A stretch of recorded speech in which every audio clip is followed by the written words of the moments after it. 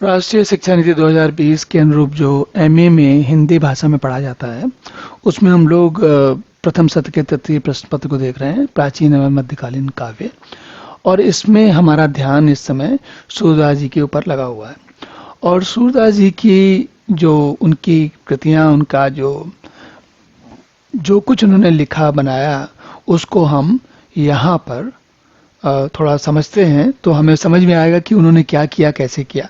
और जो यहाँ हमारा चर्चा का उद्देश्य ये नहीं है कि आपको उनके बारे में, सूरदास जी ने बहुत कुछ किया, तो उसको समझना और उसका आनंद लेना वो एक अलग प्रक्रिया है। हम तो यहाँ केवल एक झलक दे रहे हैं जिससे आपको थोड़ा समझ में आए, कुछ ये समझ में आए कि ये क्या कर रहे थे, तो आप अपनी स्वयं की दशा बनाएं। क्योंकि उद्देश्य ये होता है कि एमए में पढ़ने वाला व्यक्ति अगर कल को जाके पीएचडी करेगा या ना भी पीएचडी करे तो जीवन में यहाँ के बाद पढ़ाई रुक जाएगी उसकी। तो उसने जो कुछ यहाँ तक पढ़ा वो जीवन में उसके साथ चले। और साथ चलने के लिए क्या होता है, थोड़ा सा अंदर की डुबकी मारनी पड़ती है।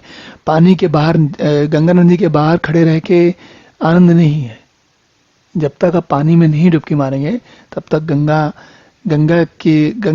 नदी का या जो भी नदी आपके आसपास है उसका, उसमें कैसा लगता है उसके स्नान में, वो आपको आनंद बात समझ में नहीं आएगी। तो चलिए अब हम सूरदास जी के श्रृंगार रस कहिए या भक्ति रस कहिए, उसका आनंद लेते हैं। तो यहाँ क्या है, ये भ्रमर गीत के कुछ दोहे लिए गए, कुछ उनकी बातें ली गई। तो यहाँ पर जरा ये थोड़ा एक बात समझते हैं। सूरदास जी संत हैं और वो इसलिए नहीं कि ये सारी बातें लिख रहे हैं क्योंकि उनको प्रसिद्धि चाहिए, बल्कि वो इसलिए लिख रहे हैं क्योंकि उनको भगवान की भक्ति में आनंद आ रहा है और उस आनंद को वो स्वयं अपने, सबसे पहले अपने खुद के स्वानंद के लिए लिख रहे हैं। और उसके बाद वो, चूंकि उसमें अलग अलग प्रकार के रंग भरते हैं, तो वो तो अपने लिए लिख रहे हैं, लेकिन चाहते, देखिए हम सब लोग क्या करते हैं, भाषा क्यों प्रयोग होती है? भाषा का प्रयोग इसलिए होता है क्योंकि देखिए भाषा जो है वो भास से बना है। संस्कृत की धातु होती है भास, और भास का मतलब होता है दिखना या दिखाना, अधिक दिखाना। दिखाना मतलब, अब ये इसका क्या अर्थ हुआ? इसका अर्थ ये हुआ कि मान लीजिए कि आपकी आंखें खुली हैं और आप किसी दिशा में देख रहे हैं, लेकिन आपका ध्यान कहीं और है। तो क्या होता है, आंखें खुली होने के बाद भी दृश्य आपको दिख रहा होना चाहिए, लेकिन आपको नहीं दिख रहा होता। क्यों नहीं दिख रहा होता? क्योंकि आपका ध्यान कहीं और होता है। भास जो है वो ये कहता है कि जहां दृश्य है वहीं ध्यान है, वो भास है, उसका भास होता है हमको। और भाषा क्या करती है? भाषा ये करती है कि जो बात मुझे समझ में आ रही वो मैं औरों को भी दिखाऊं, तो जो मुझे भास रही है वो मैं दूसरों को भी भाषित करवाऊं। ये होती है भाषा। और सूरदास या और भी जितने बाकी जितने लोग हैं, उन सब ने क्या किया, इनमें से कोई अपनी, जैसे कबीर हैं, वो अपनी प्रसिद्ध, उनको ये नहीं था कि मेरा वीडियो वायरल हो जाए और सब लोग मुझे जान जाएं। ना तुलसीदास जी को ये स्थिति थी। हाँ, बिहारी को हो सकती है, घनानंद को हो सकती है, क्योंकि इनकी रुचि अलग है, विद्यापति को हो सकती है, लेकिन तो सूर और तुलसी और कबीर इस मामले में यहाँ पर उनकी ये विचार नहीं है।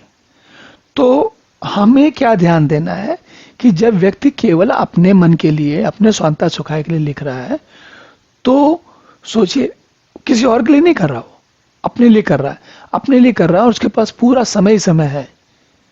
जैसे आज के समय में मान लीजिए कोई काम आपसे कहा जाए कि आप करिए और आपको कोई टोके नहीं, कोई रोकने वाला नहीं हो, तो आप क्या करेंगे? उसमें जो कुछ आपको समझ में आएगा सब कर डालेंगे। वही सूर कर रहे हैं। क्या कहते हैं यहाँ पर, ये भ्रमर गीत की बात है। भ्रमर गीत में ब्रज भाषा का प्रयोग हो रहा है।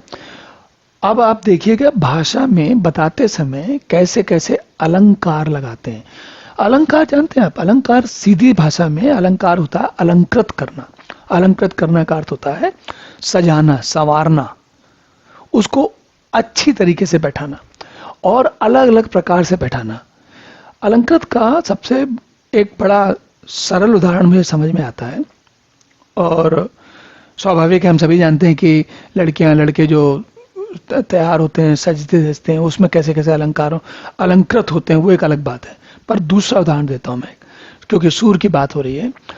आप कभी भगवान के, कृष्ण के या राम के मंदिर में जाएं या किसी मंदिर में जाएं तो देखिए कि उनकी मूर्ति को कैसे अलग अलग प्रकार से अलंकृत किया होता है। और वो जो अलंकरण है वो इसलिए होता है क्योंकि हम भगवान से, जब भगवान की मूर्ति को देखने जाते हैं तो हम चाहते हैं कि हम उसको अलग अलग स्तरों पर उससे संपर्क स्थापित करें, उसको समझ सकें, उससे जुड़ सकें। तो एमए के स्तर पे, और ये बात सूरदास के लिए अकेले नहीं है, उनके काव्य पे नहीं लग रही, सारे काव्यों पे लग रही है। हमको ये जानना चाहिए कि कैसे उन्होंने अपनी भाषा को अलंकृत किया, तो हम उसको देखते चलेंगे। अब यहाँ पर विषय क्या है?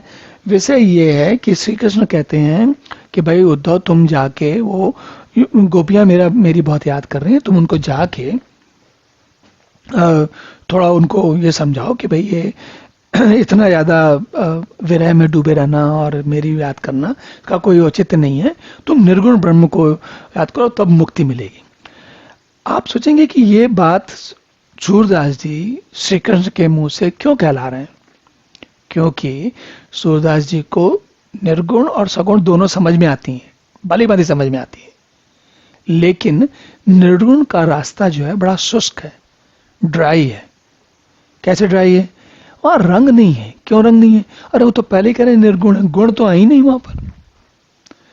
तो जो गुण जब नहीं है, निराकार है, अजर अमर है, अखंड है, अविनाशी है और आदि अंत, आदि जिनका ना आदि है ना अंत है, तो ये सारी बातें सोचने में, और हमें, हमारी तो आंखें हैं भगवान ने दी हैं, हमारा भी ज्यादा देर मन लगता नहीं। थोड़ी देर के बाद हम सोचते हैं कि अब चलो भैया सोच लिया, बड़ा अच्छा किया, अब कोई और काम करते हैं, कोई इंटरेस्टिंग काम करते हैं, मन में विचार आता है ना।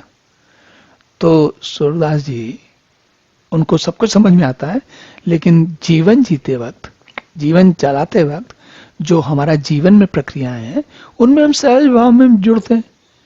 भाई चाहे कितना, देखिए, चाहे कबीर बहुत ही निर्गुण और निरंकारी और वो वाली भक्ति वाले हैं, तो क्या वो अपना जीवन नहीं जीते? क्या भोजन नहीं करते? क्या वो कपड़े नहीं पहनते? क्या स्नान ध्यान नहीं करते? क्या जीवन में ऐसा कौन सा काम है जो नहीं करते? तो होता क्या है कि निर्गुण वाली जो भक्ति होती है उसमें दो धाराएं एक साथ चलती हैं, एक लगातार जीवन वाली और एक निर्गुण वाली। जब कबीर कहते हैं या शंकराचार्य कहते हैं कि तुरीय अवस्था में हमेशा रहो, तो तुरीय अवस्था क्या है? वो तो निर्गुण वाली है। अब उसमें कोई कैसे रहेगा? जीवन तो आपका, जो जीवन में रोज सुबह शाम सुबह उठने से लेकर रात में सोने तक हम क्या कर रहे हैं? हम अपने जीवन में नाना चीजें हैं, उनसे क्रिया प्रतिक्रिया कर रहे हैं। ठीक है, हमको वो निर्गुण वाला या तुरीय भाव रखना चाहिए, सही बात है, लेकिन संभव नहीं है और उस स्थिति में पहुंचना बहुत कठिन है। तो ये जो सूरदास जी का जो ये बात हो रही है यहाँ पर, ये सारी की सारी इसी बात का है।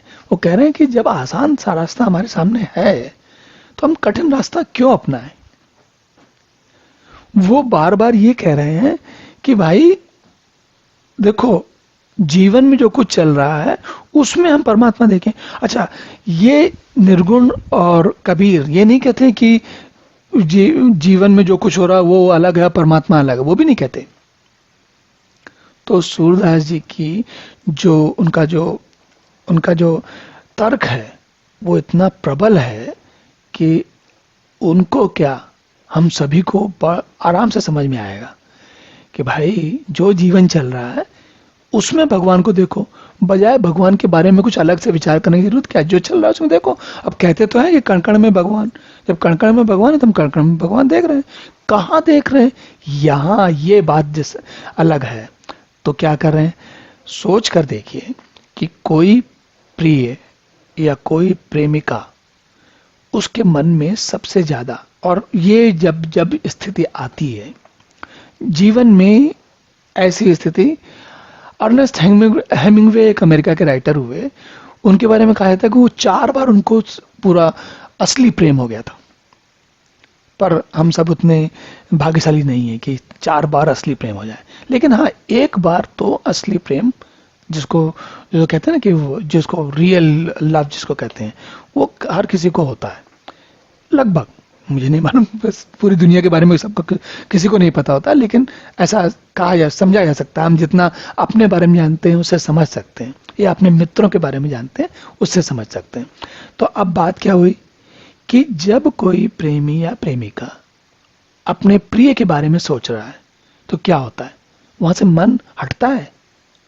हटता नहीं है, बल्कि हटाना कठिन होता है, उल्टा होता है। यही तर्क सूरदास जी का है।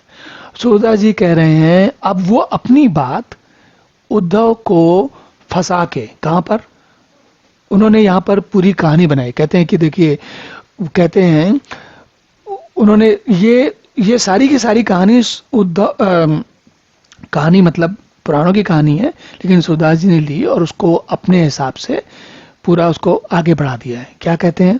कह रहे हैं कि भाई वो यहाँ कृष्ण ने उद्धव जो है वो कह रहे हैं निर्गुण की बात कर रहे हैं, तो कृष्ण ने कहा कि अच्छा ठीक है, एक काम करते हैं, तुम जो है गोपियां मेरी जो सहेलियां हैं वो बहुत दुखी हैं, तुम उनको जाके समझा दो, वो भी सुखी, तुम भी सुखी, हम भी सुखी, सब लोग सुखी। तो यहाँ पर इस बारे में बातचीत चलती है। अब आपने क्या देखना है? आपने देखना है कि तबहि उपंग सुत आए गए, सखा सखा कछु अंतर नाही, भरी भरी अंक लये। देखिए ये भरी भरी आया है। ये भरी भरी क्या है? सखा सखा। जब 2 बार 2 एक ही वर्ण 2 बार दिखे तो क्या कहते हैं? अब आपको याद होना चाहिए कौन सा अलंकार यहाँ लगता है। ये देख रहे हैं आप, अनुप्रास। तो ये जो इनके काव्य में कौन कौन से अनुप्रास, विपसा, पुनरुक्ति, प्रकाश, उपमा या ब्रज भाषा चल रही है, ये सब आपने ढूंढना है कि कहां पर क्या है। तो जैसे कहते हैं ना कि वो एक चित्र में 10 गलतियां ढूंढो, तो आप गलतियां नहीं ढूंढेंगे, आप ये ढूंढेंगे कि कौन कौन से अलंकार आए हैं, कैसे भाषा को श्रृंगार से बनाया गया है, कैसे सजाया गया है, कैसे भाव मन में लाए। और ये भाषा तो तब आई है जब पहले भाव आए हैं, तो उस भाव का आनंद लीजिए। और ये मैंने एक झलक दिखाई आपको, है ना, यह सखा सखा या उपंग सुत आए। उपंग सुत, अब वो नाम उन्होंने कोई अलग लिया, उद्धव नाम है, कह रहे हैं उपंग के सुत आए, तो कह रहे ये उद्धव का नाम ना लेके कह रहे हैं फलाने के बेटे आए हैं। तो ये इस बात का आनंद लीजिए। और ये आज भी चलता है, विशेषकर उत्तर प्रदेश में तो आज भी कई जगह कहा जाता है कि फलाने की बहू या फलाने के का पति, ऐसे कहा जाता है ना। तो वो ये अब इन चीजों को ढूंढिए, इनका इनका आनंद लीजिए, जाइए और एक एक चीज में ढूंढ ढूंढ कर देखिए।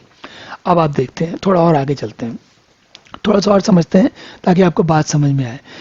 इसमें सूर ने न केवल श्रृंगार रस की बात की, श्रृंगार और वात्सल्य, और स्वाभाविक है सूरदास अगर उन्होंने विवाह नहीं किया, तो विवाह नहीं किया या किया वो एक अलग बात है, लेकिन उन्होंने ये बात मानी जा सकती है, बिल्कुल निर्विवाद रूप से मानी जा सकती है कि उनका सारा मन जो है या तो श्रृंगार में लगा हुआ है, या मतलब श्रृंगार या वात्सल्य के रास्ते भगवान में लगा हुआ है।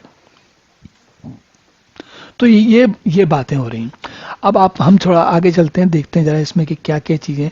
हाँ देखिए, अब ये इसमें सगुण और निगुणोपासना विश्वक का संकेत है। यहां देखो, ये देखिए, कह रहे हैं उद्धव यह मन निश्चय जानो, मन क्रम वचन मैं तुम्हें पठावत, ब्रज को तुरंत पलानो। जाओ, तुरंत ब्रज को जाओ, मैं मन क्रम वचन से मैं तुम्हें बोलता हूं, तुम जाओ। क्या निश्चय जानो, क्या करने को बोलो? बताओ जाके, किसको बताओ? पूर्ण ब्रह्म सकल अविनाशी, ताके तुम हो ज्ञाता, रेख न रूप जाति कुल नाही, जाके नहीं पितु माता। तो ऐसा भगवान की बात कर रहे हैं जिनका कोई आदि अंत नहीं है, जिसका माता पिता नहीं है, जिसका कोई कुल नहीं है, ये सारी चीजें। तो इस प्रकार से सूरदास को समझा जाए कि क्या कहते हैं। चलिए अब इसको यहीं रोकते हैं, अगले प्रसंग में पुनः देखेंगे।